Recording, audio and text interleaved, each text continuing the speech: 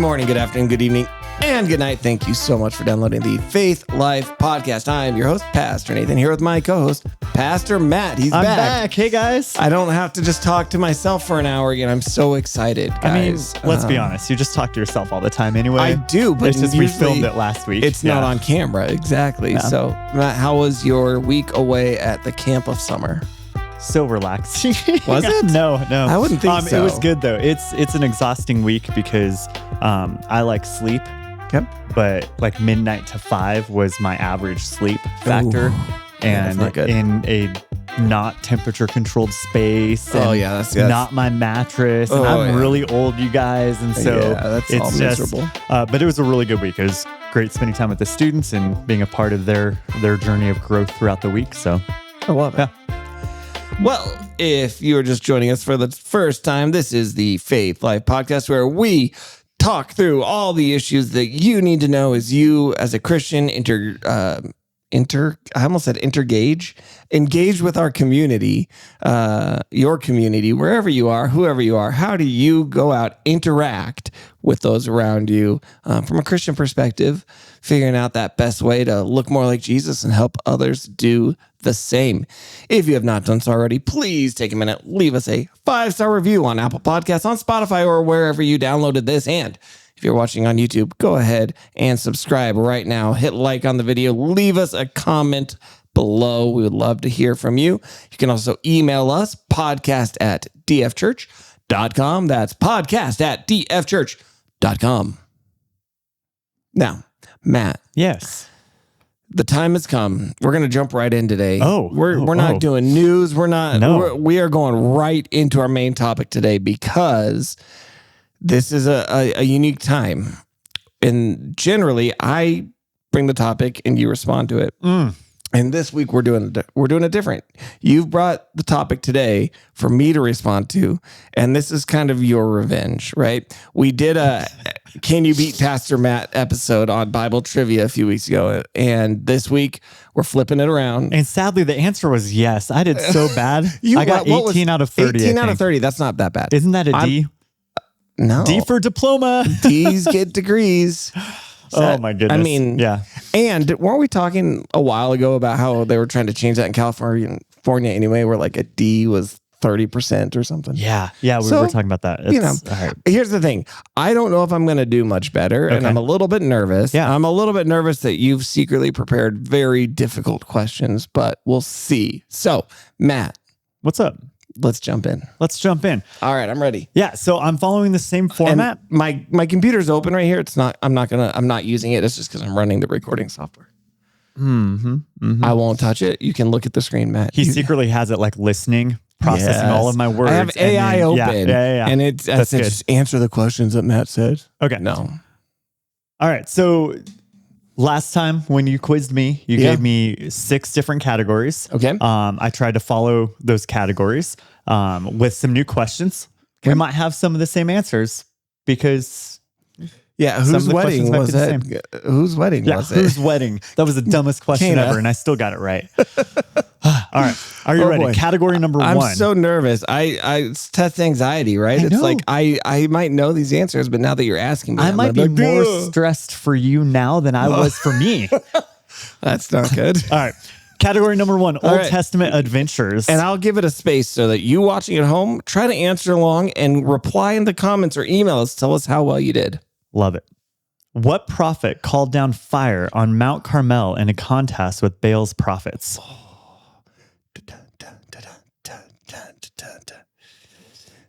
This is the space he's giving. This is the space for the answer. Yeah. And for a second, I was like, wait a minute, because there's 2 of them with very similar names. I want to make sure you get the right one. But it is Elijah. Elihu? Ja. Correct. Not Shah. Elisha and Ja. That's what I was thinking. I'm going to be very careful with my answer. Elijah. But correct. Elijah. All right, number 2. You got it right. Did you get it right? Hopefully so. Number 2, who struck a rock to bring water for the Israelites but was punished for it? Fun fact, the way I imagine this rock is like a Pepperidge Farm cookie called a Brussels. Have you ever had those? You know how they're like those oatmeal kind of crispy cookies? I imagine the rock having a similar texture. I don't even know what to do with my life right now, you guys. What just happened? Moses is the answer. Moses is the answer. Wow, you've put some thought into this, yeah? Yeah, whenever I hear that story, that's the texture of the rock, I imagine. Like, you know what I'm talking about? Like Brussels? It's my favorite Pepperidge Farm cookies, the mint Brussels. And now they only do them at Christmas. And so you have to buy 18 bags and put them in your freezer. And they still only last a week. I think I like the Milanos. Milanos are okay. The orange ones are good. The mint ones are good. The plain ones are just mid. The plain ones are the ones I like. The ones that they don't do. Do you remember the ones that said... And this is why we didn't do news or anything else, because these questions are going to take us 3.5 hours. Do you remember their Genevas? I don't think they do those anymore. They were brown on one side with chocolate and nuts on the other. And they said Pepperidge Farm on them. And I would try to eat out to like where it would just say like a word. I'd eat out the word Pepperidge. Geneva, like the convention? Yeah. Like Comic-Con. The Geneva Convention was lit. The cosplay was crazy. All right, let's keep going. Question number 3. What animal spoke to Balaam on his journey? I almost started answering before you even finished. When you said what animal? Yeah, you just knew it. I was going to say we're starting off easy. I like that. I tried to make it where our listeners are going to feel good about themselves. Good, because this is better. There's some that get a little bit more difficult. Just so you know. The animal that spoke to Balaam, or Balaam, however you say it. I'm a Balaam guy. You're a Balaam? I'm also a Baal guy, not instead a Baal. Of a Baal. Yep. All right. Well, the answer is, it says donkey.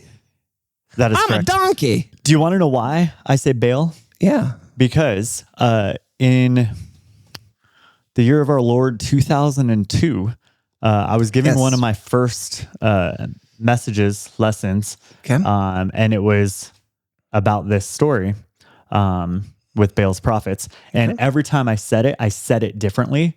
I said Baal, I said Baal, I said Baal, because I was a wreck. I was nervous. I had my like boss and mentor, and the other youth guy who I think technically was my boss, maybe not, but he was at least in a higher position than I was at the time. Okay. Like watching from the back of the room, and I was a wreck. And so from then on, I just like ingrained in my head, I'm going to say one way and keep it that way forever, whether it's right or wrong.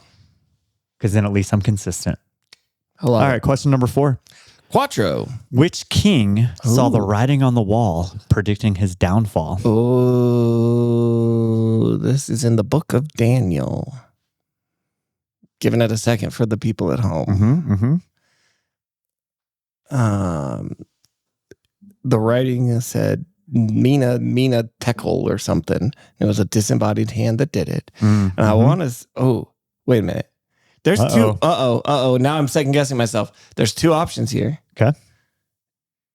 And I'll talk out my process. I know the answer is either King Darius or King Nebuchadnezzar. Okay. And now I'm second because my initial thought was old Nebi K. But now I'm thinking, was it Darius? Oh, goodness. All right. Well, we're going to just lock in with my gut feeling. We're going to say Nebuchadnezzar. Final answer? Final answer. Lock it in, chat. Incorrect. It was Darius? Incorrect. What? It wasn't either of them? It was a descendant of Nebuchadnezzar. Wait, who was it? Belshazzar. Belshazzar? No. I thought Belshazzar was Daniel's name. Are you sure? Go to Daniel. Daniel chapter 5. I don't believe this. King Belshazzar, Daniel 5:1, gave a great banquet for 1,000 of his nobles and drank with them. Wow. All right. No, I was wrong. I was way off base. But you go to Daniel, you think Nebuchadnezzar or Darius. You don't think of Belshazzar. Who's that doofus? I probably watched too much Veggie Tales instead of reading my Bible, as Alexis in the room said. That just happened. Okay. Oh no, what are we gonna do? Okay. The king likes Daniel. We're gonna turn around right now. You ready? All right. What city's walls fell after the Israelites marched around it for 7 days?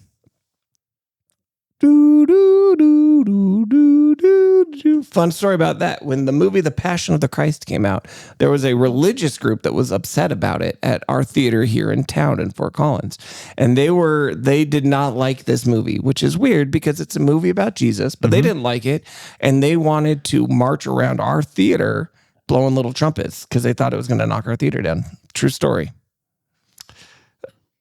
But the answer is not Cinemark number 304 in Fort Collins, Colorado. The answer is Jericho. Joshua fought the battle of Jericho. And the walls came tumbling down. Yep. Good job. All right. That concludes round 1. My brain is treating this like, did you ever see Slumdog Millionaire, where every time he had an answer, it had a flashback to the specific thing in his life that led him to knowing the answer? That's why I'm sharing a story with every answer. I love it. So you get the Slumdog experience. The Slumdog experience right here on the Faith Life podcast. All right, let's keep it going. Category number 2, miracles of Jesus. Whoa. Question 1, or question 6 in total. What did Jesus use to heal a blind man in Bethsaida? Oh, in Bethsaida. Is that a different blind man than the one where he spit in the mud? Well, what a conundrum we're in right now. What a conundrum we're in. This is specific because Bethsaida also had the pool that the angels stirred up, and the one guy couldn't crawl up to it, and then one day he did. Well, they wavered the waters. But was the blind man in Bethsaida the one with the mud in his eyes? Oh boy. Oh boy. Oh boy. Oh boy. Oh boy. So it's got to either be the mud in the eyes again, or it's just like he smacked him and said, "Be healed." I'm going to go mud in the eyes. Oh, that is incorrect. This is the blind man that's found in Mark chapter 8. Okay. And this is one where Jesus led him away and just spit directly in his eyes and then laid his hands over the eyes and he was healed. So it still involves spit, but not spit into the dirt to make mud. This is just straight on the out eye. The middleman. Yep. Going straight to the mud. Wow. Okay. That was a tough one. Yep. Yeah, that's what I meant. Straight to the spit. Skipping the mud. The spit. All right. Whew. Question the next one. Okay. Question the next. Category 2, number 2. How many people did Jesus feed with 7 loaves and a few small fish? Oh, boy. Because there's 2 different feedings. There's the feeding of the 5,000 and the feeding of the 4,000. And neither of those include the women and children. So are we just going with the number we know? You can go with the number you know. And then if you want, say, plus whatever women and children might have been present at the time. So the 7 loaves and a few fishes was 4,000. Final answer. Lock it in. Correct. Yeah. It is the 4,000. We always think of the feeding of the 5,000. Yep. And so I thought they're going to try to trip me up and it's the 4. It's true. It's true. All right. What did Jesus calm by speaking to it during a storm on the Sea of Galilee? A hysterical woman. I'm just kidding. Oh my God. What did Jesus calm while speaking to it? That's his mother. Yeah. Peter's wife. Yeah. It's going to be, what did he calm the sea or the storm? There was a storm on the sea. Let me read the question again. Okay. What did Jesus calm by speaking to it during a storm on the Sea of Galilee? During a storm on the Sea of Galilee, what did he calm? You can't give me help, Alexis. Our producer in the room just whispered out the answer and it was audible enough. Right. But I mean, that's the storm which calmed the sea. The storm caused wind, which caused the sea to be choppy. In the text says that he calmed the blank wind. And the blank. I know, but it's all one thing. The wind and the storm. Alexis no answering. Hush. Alexis is correct with both parts of this question. You are not yet correct with both parts. You're not listening to it right. You're far away and I am deaf out of my left ear. The wind and the waves. That is correct. Is the right answer of what you're going for. If you're going for I was going for more of the conceptual thing behind it, not the exact verbiage, okay? But then I did say, the text says he calmed the blank and the blank. That's fine. I gave you your hints. You got it. You're good. We're good. All right. We're golden brown to Chinatown, boy. I don't know what that means, but in what town did Jesus raise Lazarus from the dead? Yes. This was an answer we had on the previous one, and I tried to give you a hint because it was a woman's name. You did. I was hoping you forgot that we had this conversation on the previous one. I forget nothing. The answer is Bethany. The answer is Bethany. I remember very clearly that because of Adventures in Odyssey, the Adventure at Bethany episode all about Lazarus. It was great. That's good. I also knew several Bethanies. All right, now here's a tough one. Because like you, I had AI make it. Yeah, you did. And then modded a little bit. Right. So I specifically added the blind man at Bethsaida to throw off from the blind man we talked about last time. You jerk. So this one is similarly annoying to the wedding question. Okay, I like it. Which is why it stayed in here. Perfect. We get one that's annoying like the wedding question. Who touched Jesus' cloak and was healed after years of bleeding? Oh, yes. Dumbest question and answer I think ChatGPT's ever come up with. So I kept it in here so we can all be frustrated together. The answer is Susan. No, this isn't one we don't have a name for. Another one we don't have a name for. So you'd have to just say the woman in the crowd. The hysterical woman one. There was the woman who was pressing into the crowd because she suffered from these chronic bleedings, and she just said, if I can just touch the cloak. And then he said, I felt my power go from me. Who touched me? And it's like, that's weird. Wouldn't you know that, Jesus? Or are you just like a live wire of a battery where you've just got healing on the surface, and if somebody touches you, it blasts you with a jolt of healing? I don't know. That's actually kind of cool. It's really cool. I blast you with a jolt of healing. But every time you give somebody a high five, they're like, oh, my cataracts are gone. I mean, that's still there. That's pretty cool. It is really cool. So I'm going to give it to you. They didn't high five back then. This essentially either. Was a freebie. Okay. Who touched Jesus' cloak and was healed after years of bleeding? The woman with the issue of blood. So I said it. That's what I said. Yeah. But yeah, the woman in the crowd. Yeah. No, I get it. It's not like Janet. It's so silly. The woman with the issue of blood was healed from her bleeding after years of issues with bleeding. Because the question said... Yeah, that's very circular. Here's the question. High-fiving wasn't a thing until the 1970s, when high fives were invented, right? Do you think Jesus ever, just to mess with people, gave someone a high five? And they're like, what are you doing? And he's like, you don't know what this is, but you wait. Your kids are going to love it. Yes, your kids. Down the line. Maybe it was a thing, and then it disappeared for a while. Possible. And it was lost in the Dead Sea Scrolls that haven't been found yet. Yeah. It's in the secret scroll of Qumran, the high five procedure of the Essenes.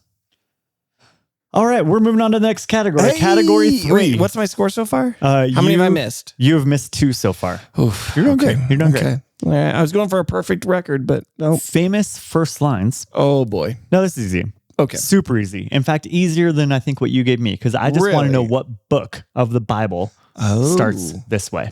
Oh, okay. All right. That's easy, yeah? That's easy enough. I don't even need to know chapter. All right. You made me do some chapters. All right. In the beginning was the Word. Oh, I'm glad I held my tongue. Do I give him a second? Give him a second. We'll give him a second. And this is, the other one is the first time baseball was mentioned in the Bible. In the big inning. Yep. Adam stole second. Eve stole first. Oh, see? Baseball. But what we are doing is a clear echoing of the book of Genesis, and it's the Gospel of Juan. John. Yes, it is. Is it Juan the Spanish name of John? Yeah. All right. So it's fine either way. Like I said, Uno Pedro. That's the same as saying First Peter. And next question in the category number 3. Yeah. After the death of Moses, the servant of the Lord. Yes. After the death of Moses, the servant of the Lord, Joshua, the son of Nun. So I'm going with Joshua. That is correct. Joshua. Yeshua. That's just the same name as Jesus. It's interesting, huh? Are you ready? Yes. I don't like this question. Oh, boy. Oh, boy. The Proverbs of Solomon, son of David. That almost seems like it should be a trick question then, but it's got to be Proverbs. Right? Chat, lock in. What is it? We don't have chat. I wish I had a live chat going right now that we could see other people like putting random things in there, like if we were live. One day, if you want us to ever do a live show, email me, podcast@dfchurch.com, and say, please do a live show. I will come in the chat and harass you. You can say that in the email. Proverbs is correct. Proverbs. Thank you. Again, I don't like this one. You could have changed it. I know. I should have. I just assumed the famous first lines were fine, so I moved on. Oh. This is what happens when you assume, guys. It's a true story, bro. Nathan gets easy answers. Yeah, I do. So I'm going to put a blank here. Okay, that's fine. The oracle that blank the prophet saw. That's not fair. I get why this would be, but it's like every prophet. Here's the thing. How many of those say that? This is probably a minor prophet. It's Malachi. No, Amos. Sorry, Amos.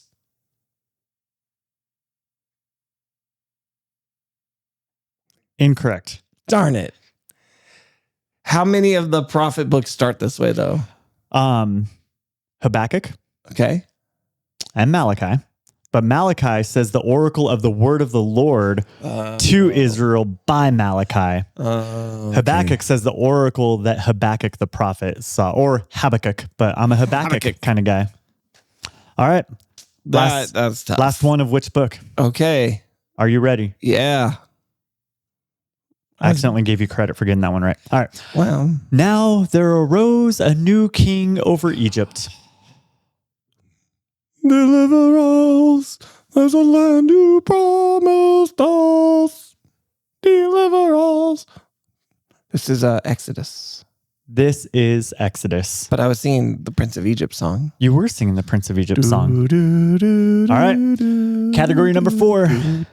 Do better than I did on this category. This is Women of the Word. Oh, boy. All right. Biblical women. Let's go. I'm pretty confident you'll get 4 of these. Okay. The other one, hit or miss. Okay. 50-50. 50 Cent. Who was the first woman judge over Israel? Oh, the first woman judge was... Paving the way for women's rights. Let's go. I want to say Deborah. You want to say that, but are you going to? Yeah, lock it in. Locking in Deborah. Alexis, how confident are you in your husband's answer? Fairly confident. It is Deborah. It is Deborah. Okay. Good job. Okay. Which woman saved her people by approaching the king unsummoned? This book of the Bible is the only book in the Bible that never directly mentions God. It's true. Es verdad. When I was a young man and went to Branson, Missouri, we saw the Sight and Sound production. This is your Slumdog thing right now. Of Esther. Also made into a movie called One Night with the King. Esther's correct. Esther. My final answer. Who was the mother of Samuel? Oh. Dedicating him to God's service. Whoa. Keep your face and mouth quiet over there. The mother of Samuel. And we're not talking Samuel L. Jackson here. That wouldn't be better. I have no idea what his mother's name is. I want to say,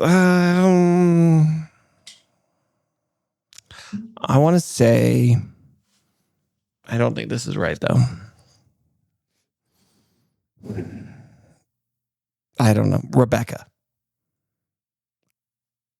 Wow.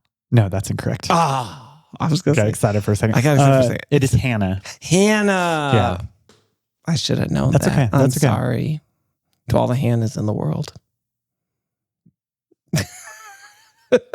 Who were Samuel's mother? All of just them. All Because of I just them. forgot that name existed. Oh, okay. All right. Who watched her baby brother in a basket on the Nile? She was in denial. River, oh river. That's Prince of Egypt again. The answer is going to be Miriam, sister of Moses. That is correct. Mm-hmm, mm-hmm.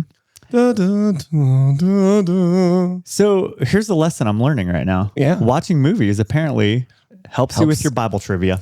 Da, da, da, da, da, da, All right, next question. Last one in the category Women of the Word. This is question number 20 in total. Yeah. Which businesswoman from Thyatira was converted by Paul's preaching? Ooh. Sheesh. New Testament ladies. We are going to go with, is she the one who sold the purple cloth, right? Lydia? Lydia is my answer. Lydia is correct. That's all I got. 4 out of the 5. You got 4 out of the 5. Is the one I missed the one you thought I was going to miss? It is the one. And I wasn't sure if you would have Miriam. That one, okay. But I was like, but he'll get one of those 2 right. Yeah, so good job. Thanks, Prince of Egypt, for singing a song in Nathan's head. Prince of Egypt, you help me out. Category 5, Bible geography. Oh boy. I'm bad at my own geography. Hopefully I'm a little better at Bible geography. But I think you missed 1, maybe 2, Nathan. Oh. Okay. Ur of the Chaldeans. I'm just kidding. That's the answer to all of them, actually. All right. Wait, then how would I miss 1 if there was 1 answer for all? All right. Good point. What mountain did Moses ascend to see the promised land before he died? Why am I blanking on? See, this is the problem. That's not Mount Rushmore. Didn't I say Mount Rushmore is one of the answers last time? You might have. Mount Everest, I think I also said. It's not Ararat. It's not, goodness. It's like right on the tip of my brain and I cannot think of it. I psyched myself out because I knew it was geography. It's, hey, you can't give me answers. I heard whispering, but I didn't hear what it was a whisper of. It was Mount, not Nibiru. Is that a Star Wars reference? That's Naboo. It's, oh, goodness. He went up and then came down, and there's the golden calf. Mount, not Carmel. That was later, probably. I am just blanking on this all of a sudden, and I'm really going to kick myself after this. Okay. It's not the golden calf. That was Mount Sinai. That was a different story. Oh, yeah, you're right. This is to see the promised land. Mm-hmm. So I'm really missing it. It is Mount Kilimanjaro. Ooh, all right, I like that. It. What is it? There's also a Babylonian god with this name. Oh, Nebo. And I would say you're super close with Naboo, and the other one Mount you said Nebo. It's Nebo. Once you said Babylonian god, I knew it. So I don't know. I don't think that counts unless giving the hint helps. But yes, Nebo. Is that what you said, Alexis? Bro, I'm glad I didn't listen to you then. What did you say? Oh, yeah. I was thinking Sinai. Well, I was thinking, I got so connected to the golden calf part of my head that I thought Sinai, but I couldn't remember Sinai. That was the one I couldn't remember. That's funny. All right. What river did John the Baptist use for baptizing? Ooh, this was... Have you not been baptized? This was the, oh goodness, see? Every time I know. Blank. I thought Ganges, no, that's in India. Then I thought the Nile, that's not right. Then I thought the Mississippi, and I thought, well, we're not Mormons. This was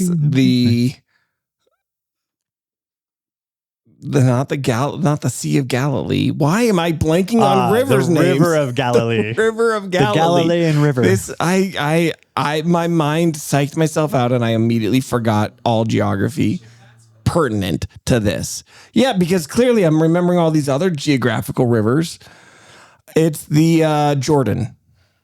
That is correct. Holy cow! I got there eventually. Good job. In what region did Jesus grow up? Tiberias. I'm just kidding. That's not the answer.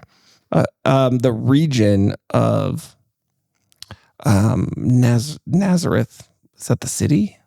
What's the region called? Oh boy. The region of Galilee. Well, I don't remember regions. Tiberias. There was a region called Tiberias. There was a Tiberias River, at least. That's from the Caesar. It's the region of, I don't know. Galilee. Final answer. Lock it in, chat. That's correct. Oh! Way to go. Oh! That was impressive. Very impressive. All right. Where did Elijah flee to after defeating the prophets of Baal?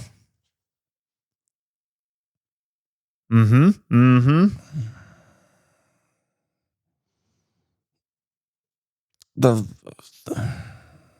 Elijah fled to the wilderness of Zin.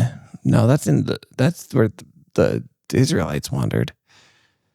He fled to the forest of enchantment. He fled to Orlando. He fled to his mother-in-law's house because nobody would think he would go there willingly. It's a pretty good guess, actually. I don't know the answer to this one. Mount Horeb.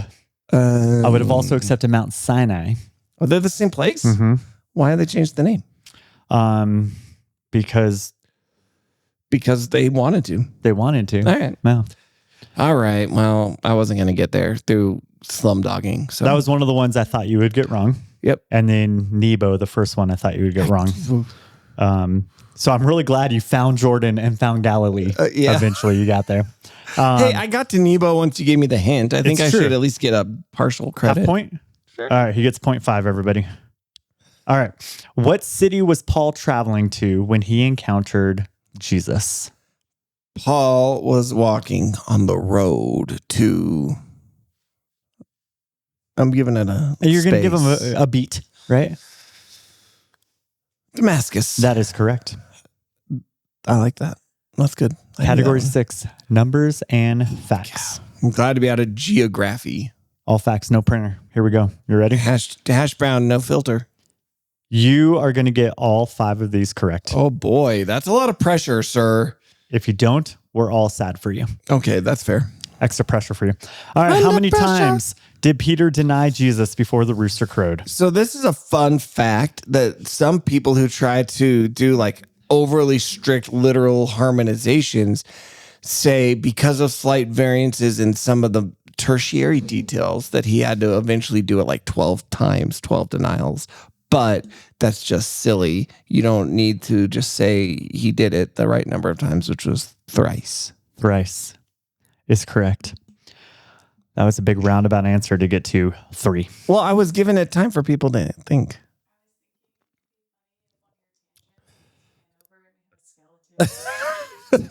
If we could just pan over to Matt. So Alexis, our producer in the room, said it'd be funny if during one of my tangents we could pan over and Matt would be just a skeleton.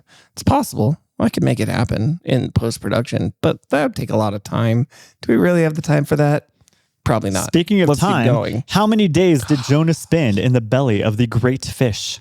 Oh, 3. 3 days and 3 nights. That is correct. Joshua fought the battle of whales and fish.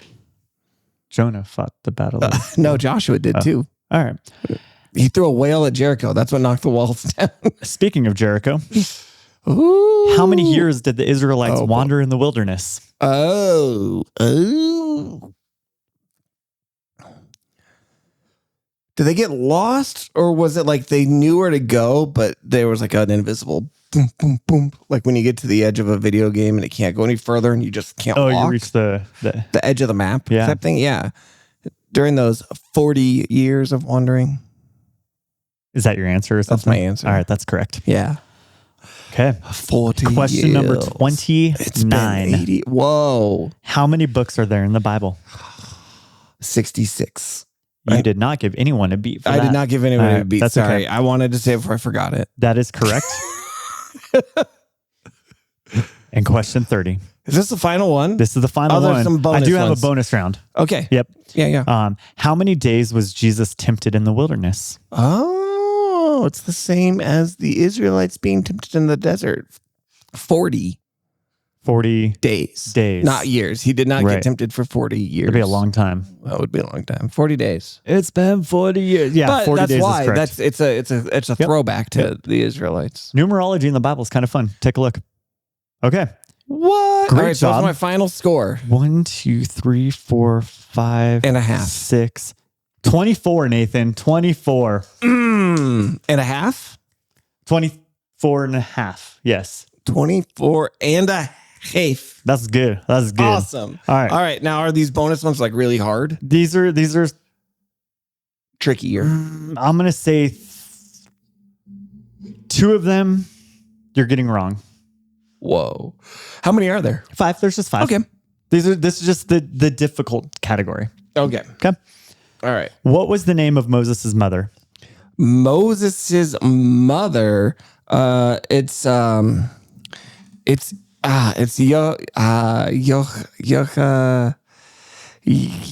It's right on the tip of my brain. It's like Yochahim or something. It's some sort of very Hebrew name. I can't remember the exact. Yocheved. Way to go. Yeah. Holy cow. He got there, you guys. I knew it. That's Prince of Egypt again. Helps me. You were born of my mother, Yocheved. I should not have done any questions that had to do with Moses. Apparently. I got him down. That was the one you were supposed to get wrong. Oh, yeah. I can't believe I made it there. Woo. Wow. Okay. I mean, I might as well just give up now. Lizard brain pays off sometimes. Which minor prophet mentions locusts as part of God's judgment? Oh.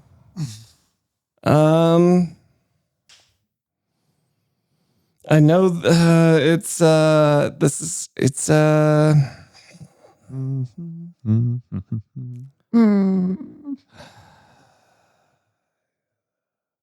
think of all the different minor prophet names. There's Amos, Obadiah, Habakkuk, Malachi.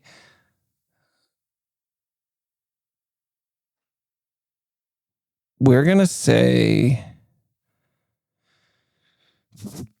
I know I've read it because I read through all the minor prophets. Actually, we did that with the youth group. Remember when we went through those? The season in the minors. Yep. I'm going to go, I don't remember for sure though. I don't remember. Amos. Incorrect, Alexis. Joel. It is Joel. Joel, the one I was forgetting. Yep, you're right. The one, I mean, you only said 5 of like the 13 minor prophets. Wait, so who else did I forget? Nahum. Oh, yeah. Jonah, Micah. Oh, Zephaniah, yeah. Haggai, Zechariah. There's a lot of them. Okay, I'm sorry. All right. Hosea. Yeah. All right. All right. Next question. Let's go. I think you're going to get this one. Because like it's personal to you. Oh. Who was the left-handed judge who killed King Eglon? Eglon. His name was Ehud. Bro, you didn't even give nobody time. Sorry, I didn't give nobody because that one's either one you know or you don't. Ehud is fair. Not an easy to remember name. It's not, but I figured you would know because the lefty. He was Lefties a lefty. Unite. All right, I think you'll know this one too. Okay. I knew this one. Not saying I didn't know any of the other ones, but it's a commonly known thing amongst people who like to know Bible things. Okay. What? Which psalm is entirely an acrostic poem using the Hebrew alphabet? So, do you want me to give people a chance? You can give them like 8 seconds. Like the first one starts with Aleph, and then the next one is Bet, and all. Bro's looking at his computer right now. I am, but not for that. Okay. I'm preparing for the next segment. Listener responses. I was pulling those up. Your answer is Psalm 119. That is correct. And your final bonus question, which I think you'll also get, and this is just fun because of what's involved here. How many commas are in the King James Bible? Which Old Testament king consulted with the Witch of Endor? That's just my favorite. The answer is Saul. Oh, that was flowy. Well done. Good job. You only got one of the difficult ones wrong. Way to go. I'm impressed. Give it up for Nathan. The question is, can you beat Pastor Nathan in this trivia? Holy cow, that was so stressful. You would have had to not miss more than one per section. Wow. In order to beat Nathan. Here's the thing. Like I said, I got to I'm good at trivia stuff. Yeah. It doesn't mean anything. It's just random facts and things stick in my brain sometimes because I have a lizard brain. Like a gecko. All right. Gecko Nathan at your service. I wanted to ask you, Matthew. Uh-oh. We got a lot of comments. Last week I was talking about it's the sad story. It's the Texas floods and all the things were happening. And I was kind of talking about, all these different things about the problem of evil and this idea of theodicy and how it's like the oldest question that Christians answer, and how really there's a logical problem of evil and an emotional problem of evil. If you really dive down deep into it, you can try to answer the logical problem of evil, but maybe you'll still miss the emotional problem of evil and all of these things. It's a very big and crazy topic. And so, I had clipped that part out, and I had decided, I know, Matt, we're going to get to you eventually with the question, but I had clipped out just that one part, and I had put that up online, and it had, of course, generated quite a lot of responses, quite a lot of people kind of fussing over at that. And it was kind of this question, why does God allow evil? And so as I said that question, we got a little bit of antagonistic comments of Matt. And so finally, I'm sorry it took so long to get to this point, but the question is, how would you respond to these is what I would ask. I thought let's do a together response. Okay. I haven't responded to these on TikTok yet, but one guy said, God's so powerful and all-knowing that he created everything, that the best thing he could come up with to save humans was sacrificing his own son. See any problems there? And then I did say, somebody else said, in addition to the sacrificing of his son to a being like God, is the equivalent of picking your nose and throwing the booger away to save the bacteria on your kitchen counter. And ultimately, he's sacrificing his own son to save humans from himself. Make it make sense. And what I said was, that's a pretty big misunderstanding of Christianity, because I did do a first response, and then we'll get to a second one. I said, whether you agree or not is one thing, but the belief of Christianity is that we have chosen to reject God, and so that those who don't want to spend eternity with him aren't forced to. Right. It's not that God has to save us from himself by sacrificing himself, like some people say. And I said, if you... the guy responded, ironically, it's Christians who fundamentally misunderstood Christianity. So here's what I thought. Matt, what's your response on this? If God is all-knowing, all-powerful, and has a preordained plan, then we only have the illusion of free will. Everything happens according to God's will, and God already knows what choices we make. So again, even though we may think our choices are our own, according to your belief, God has already decided for us. Was it not foretold that Peter would deny Christ 3 times, that Judas would betray him? Did Peter and Judas have a choice in that, or was it part of God's plan? God already knew what would happen before Peter or Judas was even born. Same with Adam. Did God not know that Adam would be tempted by Eve and that he would eat the fruit? Of course he did, but he created Adam anyways. Matt, how do you respond to that? That's a lot right there. That's a lot that was just gone through. Again, I think there's a misunderstanding between God's knowledge, right? His foreknowledge versus God's plan. Right? So like my free will, God knows the choice I'm going to make. That doesn't mean it wasn't my choice to make. Right. Right. I often will look at my life as a parent, and I can place a cookie out on the counter. And when my kids were younger, and maybe some of them now, I know that they're going to go up and grab that cookie. I know that. Right. And surprise, surprise, they did. I didn't tell them to go grab the cookie. I didn't make them go grab the cookie. They did it. Right. And in my knowledge of who they are as people, I knew that they were going to grab that. Now, that's a very small concept here with a very big God and very big questions that these people have. But it's a similar thing where God has given me the ability to choose. He knows what choice I make. I'm going to make, whether good or bad. Right. He knows that I'm going to deny him 3 times. Right. God, or when Jesus said to Peter, you will deny me 3 times. He didn't say, I'm going to make you deny me 3 times. Right. Jesus knew that Peter would do that in his own volition, own free will, his own opportunity to choose. And so, I think there's just a misunderstanding between the difference between God's sovereignty and our choice. Right. And it's a fair thing because people have struggled with this a lot, which is why you have more deterministic views in Christianity and more open theistic views in Christianity. But William Lane Craig gives a really good example. He says, imagine that you're going to vote, and we'll update it now to it's like Trump or Biden, right? It's the election. And a mad scientist has put a chip in your brain that will force you, if you decide you're going to vote for Biden, it'll force your brain to change and force you to vote for Trump. Okay. That's what this chip in your brain is going to do. But you walk up, you don't know about this chip in your brain, whatever. You've just decided you're going to vote for Trump. So the chip never activates. You couldn't have done anything else. We knew the choice you were going to make. You still freely made the choice, even though because of this chip in your brain, you couldn't have done anything else. You, before anything else, still made your own choice. And so again, free will, just because God knows the choice, and because of that, that is the choice we will make. It's because of our free will, not causally forcing it from there. Right. With that determinism, it's the assumption that God's knowledge forces that action. Right. But that's a false understanding of it, right? Right. Okay. So I would think the whole, you read a lot of different comments. I think the Jesus one is interesting, right?